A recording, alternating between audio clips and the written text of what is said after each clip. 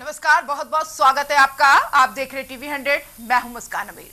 गाजी पर गदर मचा हुआ है। औरंगजेब विवाद की अगली कड़ी का नाम है गाजी। सैयद सलार मसूद गाजी, जो भारत पर आक्रमण करने वाले महमूद गजनवी का भांजा था। सलार मसूद गाजी ने भारत में कई युद्ध लड़े। उत्तर प्रदेश के बहराइच में सलार मसूद गाजी की मजार है, जहां उन्हें गाजी मियां के रूप में पूजा जाता है। हर साल गाजी मियां की दरगाह पर मेले का आयोजन होता है और मेला सिर्फ बहराइच में ही नहीं बल्कि यूपी में संभल से लेकर मुरादाबाद तक लगता है।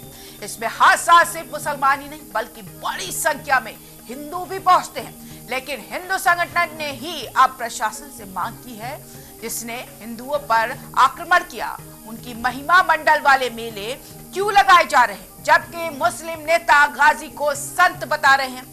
इसलिए सलार गाजी पर यह गदर शुरू हो गया। यूपी के सीएम योगी आदित्यनाथ ने साफ शब्दों में बता दिया है कि आक्रांता के महिमा मंडल को स्वीकार नहीं किया जाएगा, जबकि पूर्व सीएम भाईचारे को खत्म करने का आरोप लगा रहे हैं। संभल के मेले का ये अब बहराइच के मेले तक आ गया है।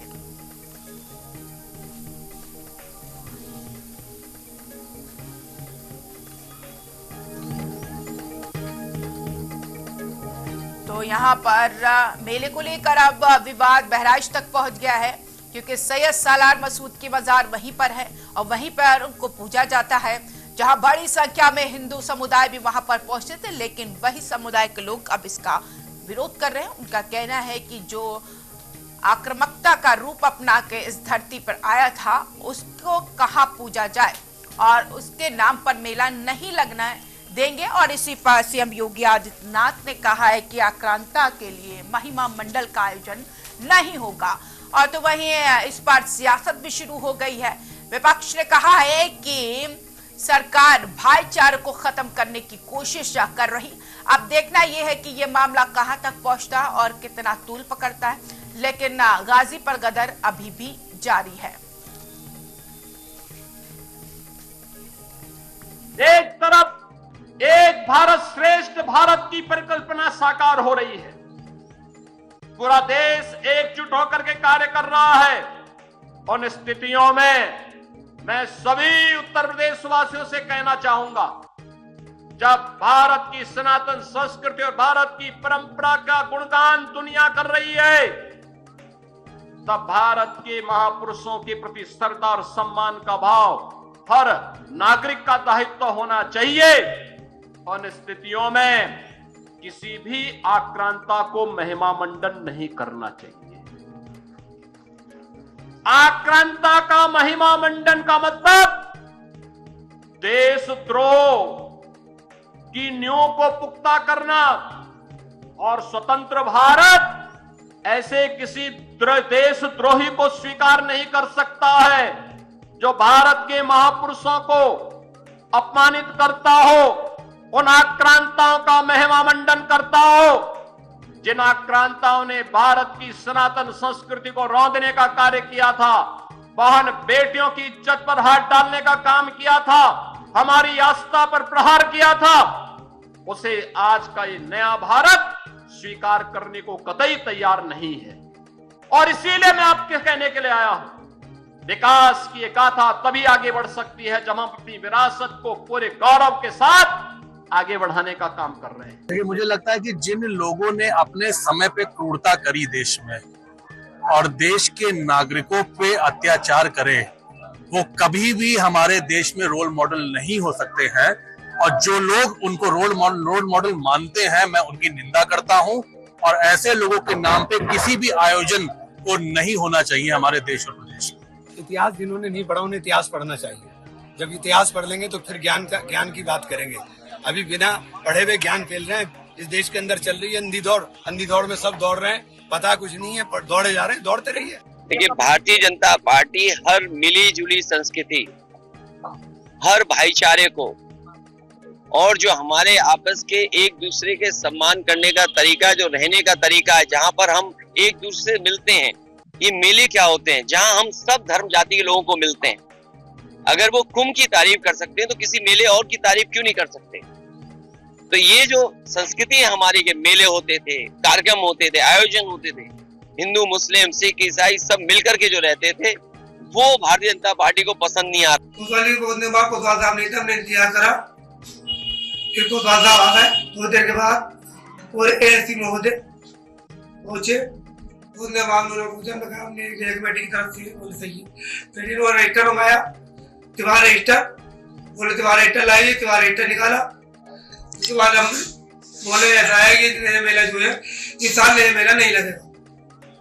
हमने क्यों उसका कारण बोले, इसका कारण ये है सैयद सलार मकसूद हाजी जो है अक्रांता है और जो है अंग्रांत की याद में नया मेला नहीं लगाया जाता अक्रांता की उसमें। तो मैंने उनसे कहा जैसे ऐसा है क्या नेजा मेला तो सालों बरसों से रखकर चला रहा, आज कौन सी नई बात हो गई। मैंने कहा हमारा झंडा रहता, हमने अवगत करा चुके इस बात को उप जिलाधिकारी महोदय को। 10 तारीख में हमने उप जिलाधिकारी महोदय को ये अवगत करा दिया था क्या फला तारीख को हमारा ये है, वो फला तारीख को नहीं जाए। हमने उसमें लिखा था अपने लेटर पेड पे क्या आपको जो हम अवगत कराते हैं क्या 18 मार्च को नेजे मेले की ढाल गाड़ी जाएगी और 25, 26, 27 तारीख को नेजे मेले का आयोजन किया जाएगा। तो ब्रिजलाल पूर्व डीजीपी ने बताया सैयद सलार मसूद की पूरी कहानी। मसूद गाजी अजमेर में पैदा हुआ था, उसके पिता थे सलार साहू, वह महमूद गजनवी का भांजा था। उसने अजमेर और आसपास उसके पिता ने भी तमाम हिंदुओं का कत्लेआम किया था। अपने मामा महमूद गजनवी से अनुमति लेकर वह पश्चिमी भारत से होता हुआ दिल्ली, मेरठ, कन्नौज, सीतापुर होते हुए बहराइच पहुंचा। रास्ते में यह कत्लेआम प्रकटता रहा, मंदिरों को तोड़वाता रहा। बहराइच में ही इसने सूर्य मंदिर तोड़ करके मस्जिद बना दिया। वहां इसका सामना हुआ महाराजा सुहेल देव। महाराजा सुहेल देव ने 15 जून 1034 को इसका वध किया। मरते समय इसने अपने लोगों से कहा कि उसे एक पवित्र तालाब के किनारे दफना दिया जाए, उसे वहां दफना दिया गया। बाद में कुछ मुस्लिम शासकों ने इसे गाजी की उपाधि दी कि इसने इस्लाम के लिए अपने को कुर्बान किया। दुखद यह रहा कि इसको एक संत के रूप में प्रचारित किया गया और वहां मेला लगने लगा, लोग वहां जाते रहे और गाजी मियां के नाम से जानते रहे। संभल में भी उसका मेला लगता रहा, वहां कहते थे नेजा मेला। एक बल्लम गाड़ दिया गया, बल्लम को नेजा कहा जाता है, और फिर वहां मेले लगते थे। आक्रांता का सम्मान, इस देश में आक्रांता का सम्मान नहीं हो सकता, और ऐसे मेले जो आक्रांताओं के नाम पर हैं, जहां आक्रांताओं का महिमा मंडन किया जाता है, ये महिमा मंडन अब इस देश में नहीं चल सकता। और जो इसका मेला प्रतिबंधित किया है वो बहुत ही सही कदम है। अरे मेला तो महाराजा सुहेल देव की समाधि पर लगना चाहिए, जिन्होंने उस समय इसको मुकाबला करके वध किया और हिंदुओं की रक्षा की।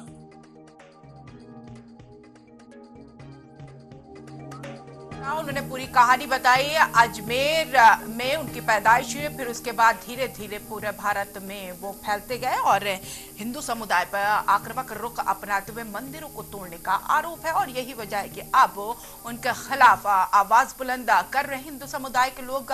खास पैनल हमारे साथ है और उनका तारुफ कराते हैं, फिर चर्चा की शुरुआत करते हैं। मोहित शुक्ला जी जो कि हिंदू धर्मगुरु है, आपका स्वागत है मोहित जी। नाजिम अशरफी है मुस्लिम स्कॉलर, आपका भी बहुत बहुत स्वागत है। अतुल यादव आप प्रवक्ता, सपा प्रवक्ता माफी चाहते हैं, आपका भी बहुत बहुत स्वागत है। अशोक पांडे बीजेपी प्रवक्ता, आपका भी बहुत बहुत स्वागत है टीवी 100 में और इस चर्चा में। सबसे पहले मैं जाऊंगी अतुल यादव के पास। अतुल यादव जी, आपको क्यों लगता है कि ये जो मुद्दा है, हालांकि कई बार यहाँ पर बता चुके हैं कि हिंदू समुदाय पर आक्रमण करते थे और मंदिरों को तोड़ते थे, और यही गुस्सा है जो आज मेले का आयोजन किया जा रहा है उसको रोकने की अनुमति दी जा रही है, तो भाईचारा यहाँ पर कहाँ से खत्म हुआ? देखिए, जो ना जोड़ने का काम करते हैं, मेले ना बहुत पुराने समय से लगते चले आ रहे हैं। और आप देखेंगे मेलों में ना तो छोटे व्यवसायी होते हैं जो एक हफ्ते का अपना रोजगार कर लेते हैं, अपना घर परिवार चला रहे होते हैं। कई बार आपने देखा होगा कोई ठेली कुपचे लगा करके भी अपना जीवन यापन कर लेते हैं। तो मेले क्या होते हैं, एक तरह से व्यवसायिक कार्य को भी संपादित करते हैं। तो इसको ना धर्म के आधार पर नहीं जोड़ा जाना चाहिए और ना ही किसी के धर्म के से इसको बहुत ज्यादा वो क्या नहीं। मेले हिंदुओं के स्थानों को भी लगते हैं, मुस्लिमों के भी लगते हैं। और रही बात जो इतिहास लिखा जा चुका है, ना तो इतिहास को हम बदल रहे हैं ना आप बदल रहे हैं। जो इतिहास ना तो भारतीय जनता पार्टी ने लिखा ना तो समाजवादी पार्टी ने लिखा। उस समय ये ना तो पार्टियां थी ना इनका उस समय इनका उदय था। तो जो समाजवादी पार्टी हो या भारतीय जनता पार्टी हो या अन्य दल हो, इतिहास बहुत पुराना है, लंबा इतिहास है।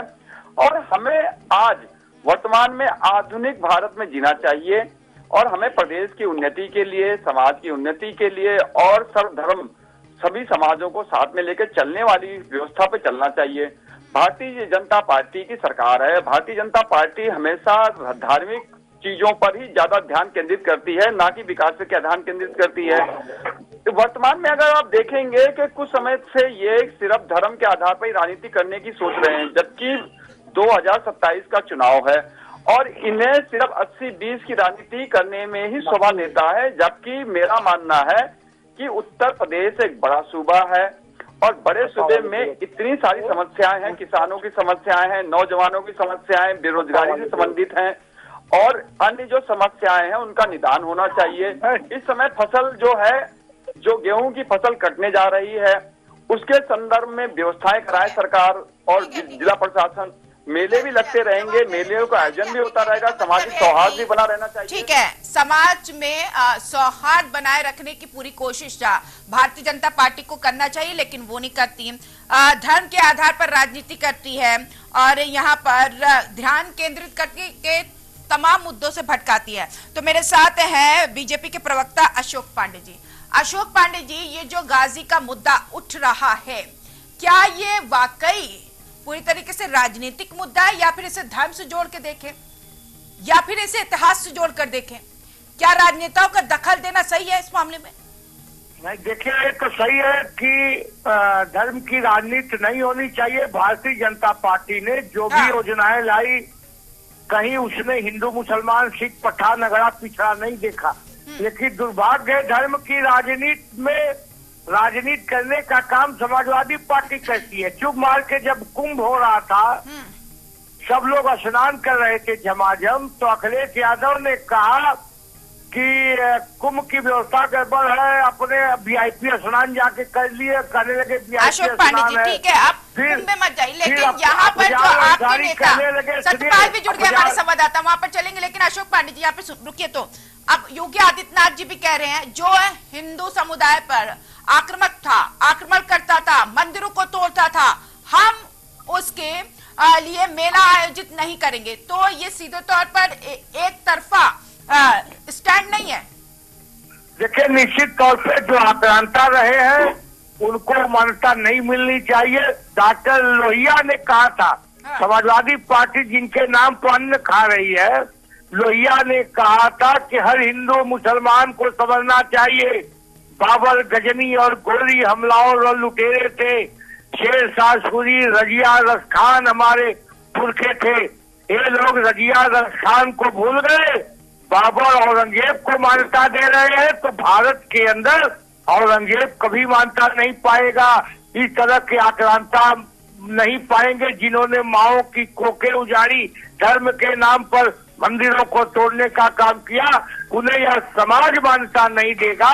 निश्चित तौर पर इसकी निंदा। कांग्रेस नेता का कहना है कि पहले इतिहास पढ़िए, इतिहास पढ़ेंगे तो आपको ज्ञान मिलेगा, और ये गलत धारणाएं फैलाई जा रही है। ये कांग्रेस पार्टी का इतिहास बताता है कि औरंगजेब, बाबर आक्रांता थे। औरंगजेब की बात नहीं हो रही है यहाँ पर, सैयद सालार की बात हो रही है यहाँ पर, औरंगजेब की बात। निश्चित तौर पे ये लोग भी आक्रांताओं की श्रेणी में आते हैं, जिन लोगों ने हिंदुस्तान में धर्म के नाम पर मंदिरों को तोड़ने का काम किया, माओ की कोखे उजाड़ी, वो चाहे जो हो उसकी निंदा होनी चाहिए। लेकिन अशोक जी, एक सवाल उठता है, लेकिन उस सवाल के साथ आपके पास फिर आऊंगी। मुझे लगता है यहाँ पर मुझे मुस्लिम स्कॉलर से पहले मोहित शुक्ला जी के पास चल जाते हो, फिर मुस्लिम स्कॉलर के पास जाऊंगी, उनसे जवाब मांगूंगी। मोहित शुक्ला जी, इसे इतिहास के आधार पर देखना चाहिए या फिर धर्म से जोड़कर देखना चाहिए, कैसे? और ये जो हो रहा है विवाद, क्या सही है?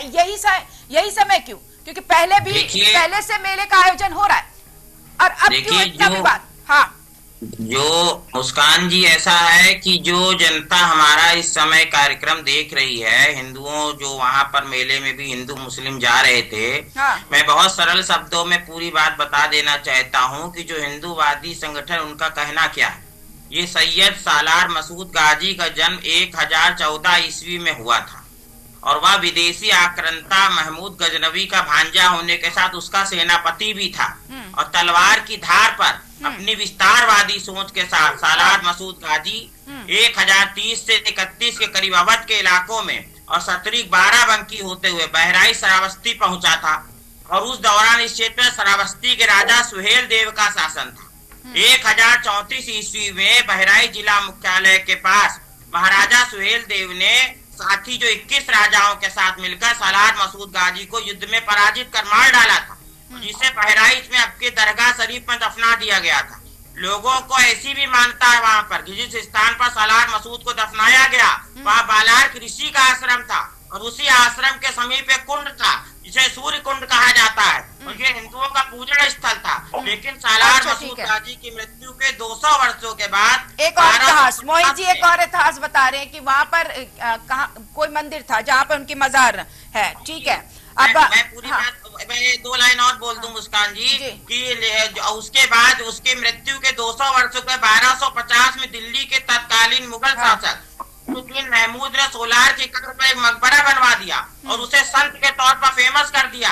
बाद में एक अन्य मुगल शासक फिरोज शाह तुगलक ने इसी मकबरे के बगल में कई गुंबदों का निर्माण कराया जो आगे चलकर सालार मसूद गाजी की दरगाह के तौर पर विख्यात हुआ। और वहीं आप दूसरी तरफ देखिए कि बहराइच में ही चित्तौरा झील के पास जहां महाराजा सुहेल देव और सालार मसूद गाजी के भी युद्ध हुआ, उस स्थल पर सुहेल देव सेवा समिति से जुड़े लोग जेठे मेले के शुरुआती दिन में विजय उत्सव मनाते हैं क्योंकि सुहेल देव ने गाजी को युद्ध में परास्त किया था। सबको मालूम होना चाहिए कि सालार मसूद गाजी को युद्ध में हराने वाले महाराजा सुहेल देव के नाम पर बहराइच के चित्तौरा झील के समीप योगी सरकार जी ने एक भव्य स्मारक का भी बनवाया है। तो पूरी तौर पे आपके कहने का मतलब है हिंदू मुस्लिम के बीच की जो लड़ाई थी, जो यहाँ पर गाजी पराजित हुआ था और जिन्होंने पराजित किया था उनके मेले का आयोजन करिए भाई, गाजी के मेले का आयोजन नहीं करिए। मुस्लिम स्कॉलर के पास जाने से पहले मुझे लगता है कि सत्यपाल के पास जाना चाहिए और जानकारी लेनी चाहिए। सत्यपाल, छोटे शब्दों में बताइए कि जब ये मेला सालों साल से चला आ रहा है और अब देखिए अब बहराइच तक ये विवाद पहुंच गया, हिंदू समुदाय के लोग भी इस मेले में जाते थे, कई ऐसे व्यापारी हैं वहां पर अपने कारोबार का जरिया भी बनाते रहे हैं, लेकिन अब इसको लेकर विवाद क्यों? बताइए। हिंदू समुदाय के लोग भी कर रहे हैं। बिल्कुल मुस्कान, मैं बता दूं कि जो यहाँ पर जो नेजा मेला का आयोजन किया जाता है, यहाँ पर कई परंपराएं हैं। लोगों मुस्लिम समुदाय के लोगों का कहना है कि यहाँ परंपराएं कई वर्षों से इस तरीका से नेजा मेला का आयोजन किया जाता, लेकिन जो नेजा मेला के आयोजन करने वाले जो मुस्लिम समुदाय के लोग थे वो वहां पर संबल प्रशासन के संबल एएसपी के पास संबल कोतवाली परिसर में पहुंचे और उनसे मेले के आयोजन को लेकर के अनुमति परमिशन मांगने की बात की। वहीं इसी को लेकर के एएसपी का साफ तौर से कहना है कि जो मेले के जो नेजा मेला लगता है उसके आयोजन को लेकर परमिशन और अनुमति को लेकर स्पष्ट मना कर दिया। उन्होंने कहा कि किसी लुटेरा, किसी हत्यारे की याद में कोई मेले का आयोजन नहीं किया जाएगा। बताते हैं कि ये जो संबल में जो सामनाथ मंदिर है उसकी उन्होंने लूटा था, जो उनके नेजा मेले का आयोजन किया जाता है। सत्यपाल, आम लोगों का जो हिंदू मुस्लिम इस मेले में साक्षी बनते थे, लेकिन अब क्या रुख है मेले को लेकर, जल्दी से बताइए। बिल्कुल, मैं बता दूं मुस्कान कि कहीं ना कहीं माना जा रहा है, हिंदू समुदाय के लोग भी मान रहे हैं कि ऐसे हत्यारे लुटेरों की याद हो या कोई मतलब कार्यक्रम में ऐसे लुटेरे हत्यारों की याद में कोई मेले का आयोजन नहीं किया जाए। हालांकि मुस्लिम समुदाय की बात की जाए तो मुस्लिम समुदाय का कहना है कि परंपरा से कई वर्षों से इस तरीका का मेले का आयोजन किया जा रहा था, लेकिन संबल प्रशासन की तरफ से जो जहाँ ढाल गढ़ती थी, जहाँ पे इसको लेकर के उस गड्ढे को बंद करा दिया गया, जहाँ पर जो ढाल गढ़ती थी वहां पर सीसीटीवी कैमरे और पुलिस फोर्स तैनात कर दिया गया, जिससे कि और संबल एएसपी के द्वारा सख्त कह दिया गया अगर कोई भी मेले का आयोजन किया जाएगा तो प्रतिबंध लग गया कि मेला नहीं होगा। ठीक है, आपके पास लौटेंगे, आपके पास लौटेंगे। मेहमान है, हम उनको बारी बारी लेंगे। अब नाजिम जी को लेंगे। नाजिम जी, अब बताइए कि अब यहाँ पर जो रुख है शासन प्रशासन और साथ ही साथ हिंदू समुदाय का, उस पर आपकी प्रतिक्रिया। और इसी के साथ देखिए, क्या आपको लगता है कि क्या मुस्लिम के इतिहास को मिटाने की कोशिश की जा रही है? अगर कोशिश की जा रही है तो कौन इसके पीछे?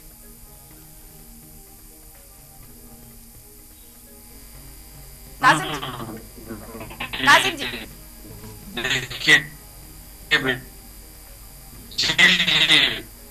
नाजिम जी, आपकी आवाज क्लियर नहीं आ रही है। नेटवर्क इशू है, नेटवर्क इशू है, नेटवर्क में आइए। मेरी आवाज कट रही है सर आपकी। आ रही है? बोलिए बोलिए बोलिए, आप कंटिन्यू। चलिए, आपकी आवाज नहीं आ रही है। अब वक्त की भी कमी है। अब ऐसे अगर आपका इंतजार करते रहेंगे तो और मेरे जो गेस्ट है वो छूट जाएंगे। ठीक है, अतुल जी, मैं आपके पास आऊंगी। अतुल जी, विपक्ष कहता है कि बीजेपी भाईचारे को खत्म करने की कोशिश कर रहे हैं। क्या आप इस मामले को हिंदू मुस्लिम एकता के दृष्टिकोण से देख रहे हैं? तो इसे क्या चुनावी मुद्दा माना जाए? क्या चुनावी मुद्दे के हिसाब से इसे इस्तेमाल किया जा रहा है? देखिए, आपका चैनल एक सम्मानित चैनल है और पुराना चैनल है, और जनता के बीच में आपके संवाददाता प्रत्येक शहर, प्रत्येक जिले, हर जगह पर मौजूद होते हैं, समाज को जोड़े रखते हैं और विभिन्न समस्याओं को आपके चैनल, आपके संवाददाता आपके तक पहुंचाते भी हैं। कभी आप एक चीज देखेंगे, 2027 का चुनाव जो है बहुत करीब आ चुका है। अब चुनावी बेला में ही जो उत्तर प्रदेश में हम सब पहुंच चुके हैं। भारतीय जनता पार्टी के द्वारा कोई ऐसा कार्य नहीं किया गया है जो वो बताने के लिए कहे कि हम 10 साल में, जब चुनाव होगा तो 10 साल का ही बखान होगा कि हमने 10 साल में ये किया। तो इन्होंने चुनाव में जाने से पूर्व धार्मिक रंग देना स्टार्ट कर दिया है। मुद्दों आ गए हैं संप्रदायों के बीच में, जो है ना ये कि हिंदू मुस्लिम 80-20 की राजनीति भारतीय जनता पार्टी करती है। इनके नेता तो खुलकर बोलते भी हैं। तो ये उसी का ही एक हिस्सा प्रतीत होता है। अगर जिला प्रशासन बहुत बड़ी शक्ति होती है, डीएम अपने आप में एक शक्तिशाली पर्सन होता है जो किसी भी आयोजन को शांतिपूर्वक निपटाने के लिए डीएम एसपी, ये हम अगर इतिहास में अगर ये औरंगजेब की बात कर रहे हैं तो कलेक्टर शब्द जो आया था, या हम आज आधुनिक भाषा में जिलाधिकारी बोलते हैं, डिस्ट्रिक्ट मजिस्ट्रेट, या जो हम जो पुलिस अधीक्षक, तो डिस्ट्रिक्ट सुपरिंटेंडेंट। अगर हम पुलिस अधीक्षक या जो ये पद हैं जो आईएएस पीसीएस होते हैं, इनकी कमांड स्थिति को देखेगा, पुराने अधिकारियों को और वर्तमान अधिकारियों को, तो अगर हम छोटी छोटी बातों पे आयोजनों को रद्द करने लग जाएंगे या किसी को धर्म के आधार पर रद्द करने लग जाएंगे तो इसका दृष्टिकोण समझा जा सकता है। मुस्कान जी, आपका चैनल भी सम्मानित है, पूरे प्रदेश के लोग भी समझ रहे हैं, समाज के लोग भी समझ रहे हैं। आपने देखा होगा हिंदू मुस्लिम सिख ईसाई हम सब देशवासी या प्रदेशवासी अपने अपने त्योहारों को कितने सभ्य और शालीनता तरीके से मनाना चाहते हैं। लेकिन अगर प्रशासन जो है वो हमारी जो भी प्रशासन है जहां का भी है, हम किसी प्रशासन को जो है वो सरकार का पंगु बना बने। परिस्थितियों को देखकर क्या किया गया। अशोक पांडे जी, आती हूँ सर, समय की कमी सबको लेना है पारी पारी। अशोक जी, जवाब दीजिए कि कोई ऐसा काम नहीं किया 10 सालों में जिसे गिना सके, लेकिन जब 2027 का चुनाव आ रहा है तो इस चुनाव में धार्मिक रंग देखने को मिल रहा है बीजेपी की तरफ से। देखिए, उत्तर प्रदेश में अपराध का राजनीतिकरण अगर किसी पार्टी ने किया था तो समाजवादी पार्टी ने किया था। आपको याद होगा, मुलायम सिंह यादव मंच पर बैठे थे, अतीक अहमद कुत्ता लेके मंच पे चढ़ा था और मुलायम सिंह जी कुत्ते से हाथ मिला रहे थे। हमारे शासन में अतीक अहमद जैसे लोग कुत्ते की मौत मारे गए। अशोक पांडे जी, शब्दों पर चयन करिए, देखिए शब्दों की मर्यादा में। ये उसके बाद सुनिए, ये क्या है, हमारे दर्शक सुनेंगे तो क्या सोचेंगे? दूसरी बात सुनिए, सही हो। और दूसरी बात सुनिए, उत्तर प्रदेश में मुख्तार अंसारी के घर से AK-56 मिला था। एक सीओ शैलेंद्र सिंह उन्हें गिरफ्तार करने गया था और शैलेंद्र सिंह ही गिरफ्तार कर लिया गया। उसकी नौकरी आज चली गई, वो सड़क पे घूम रहा है। हमारे शासन में अपराधी भाग रहा है क्योंकि उत्तर प्रदेश का शासन जाग रहा है। ये सबसे बड़ी उपलब्धि है। उत्तर प्रदेश में उद्योग लगाने को कोई तैयार नहीं था, 12वां नंबर पर था। आज उत्तर अशोक प्रदेश पांडे जी, आप दूसरे शासन नंबर की पर बात है करेंगे, व्यवसाय क्या लगाने शासन में। ऐसी बात करेगा, सिर्फ एक समुदाय को सपोर्ट करेगा? आपको लगता है कि दूसरा समुदाय क्या आप कोई समुदाय क्या बिलीव करेगा? देखिए, हमारे शासन में तुलसी कबीर एक साथ रह रहे हैं। सारी योजनाएं हमारी हिंदू के लिए भी है तो मुसलमान के लिए भी है, चाहे आयुष्मान योजना हो, चाहे गरीबों को घर की योजना हो, हाँ। और चाहे राशन में अन्न वितरण की योजना हो। हिंदू मुसलमान देख के हम नहीं देते, हिंदू मुसलमान समाजवादी पार्टी के लोग देखते हैं। अभी अफजाल अंसारी ने कहा कि ट्रेनों में गांजा भर के भेज दीजिए, यही कुंभ है। ये कौन कर रहा था? हम थोड़ी कर रहे थे। अच्छा, ठीक है। हम हिंदू मुसलमान नहीं करते, हमारे लिए हिंदू मुसलमान दोनों बराबर है। अशोक जी, वहाँ पर तो मुस्लिम की एंट्री बैन थी। मुसलमान अगर स्नान करना चाहता था तो कर सकता था, इसमें कोई दो राय नहीं, कहीं कोई बैन नहीं था। दूसरी बात, क्या बात आपको बता दें, कोई योजना के लोगों में जिसमें हिंदू मुसलमान देखा गया हो। कभी भी यहाँ पर एक ऐसा प्रतीत हो रहा है कि ये विकास की राजनीति से अछूते हैं, और विकास जब नहीं होता है तो धर्म का इनको सहारा लेना पड़ता है। धर्म का सहारा समाजवादी पार्टी लेती है, राम भक्तों के लहू से सरयू की धरती को लाल करती है।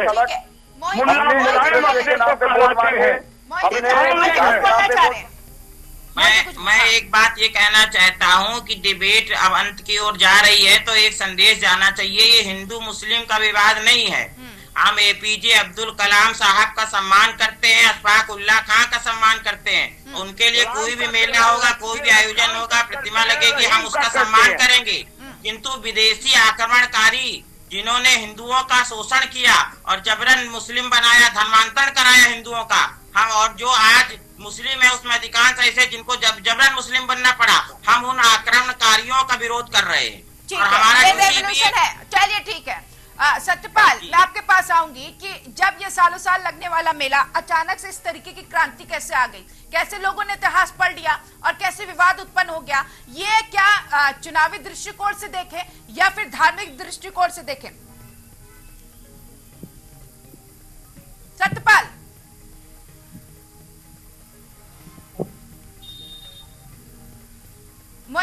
चलिए, लगता है सत्यपाल तक मेरी आवाज नहीं पहुंच। मोहित जी, क्या बोलना चाह रहे हैं?